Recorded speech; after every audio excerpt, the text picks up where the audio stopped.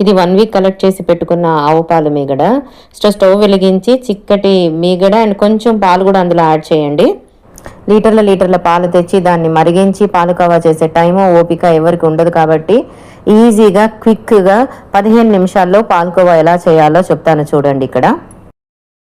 So ఆవు పాలతో ఎల్లోగా, గేదె పాలతో వైట్గా వస్తుంది పాలకోవా.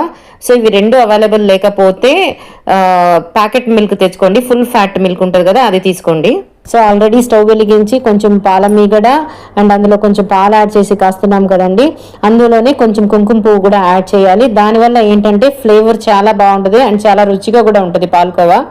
కంటిన్యూస్గా స్టిర్ చేస్తూనే ఉండండి, లేకపోతే అడుగుంటిపోతుంది. పాలకోవా మరియు మిల్క్ మేడ్ చేసి పెట్టుకొని మనము దాంతో చాలా రెసిపీస్ చేయొచ్చండి. అలాంటి పాలకోవాతో మిల్క్ మేడ్తో చేసే రెసిపీస్ అన్ని మా ఛానల్లో అప్లోడ్ చేస్తాను. ఈ మిల్క్ మేడ్ అయితే 1 మంత్ ఫ్రిడ్జ్లో స్టోర్ ఉంటుందండి, ఏం స్పాయిల్ కాదు. 1 మంత్ కంటే ఎక్కువ ఉంచొద్దండి, ఎందుకంటే మనం ఆర్టిఫిషియల్ ప్రిజర్వేటివ్స్ ఏం యాడ్ చేయట్లేదు కాబట్టి మిల్క్ ప్రోడక్ట్ 1 మంత్ లోపలే వాడేసేయండి, బాగుంటుంది.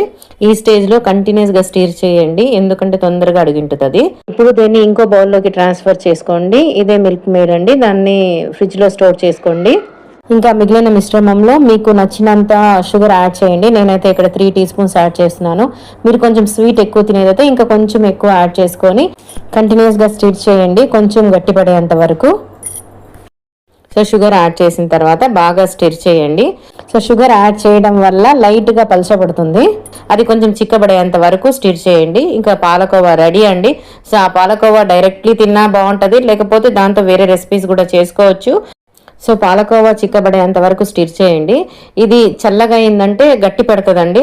అప్పుడు మీకు ఇష్టం వచ్చిన షేప్స్లోకి కట్ చేసుకోండి, లేకపోతే రౌండ్గా లేకపోతే స్క్వేర్గా మీకు నచ్చిన షేప్స్లో కట్ చేసుకోండి. సో ఇలా చూడండి ఎంత టేస్టీగా సిల్కీగా చాలా బాగుంటుందండి. ఇలాంటి మంచి మరిన్ని వీడియోస్ కోసము మా ఛానల్ని లైక్ చేయండి, సబ్స్క్రైబ్ చేయండి. Stay connected.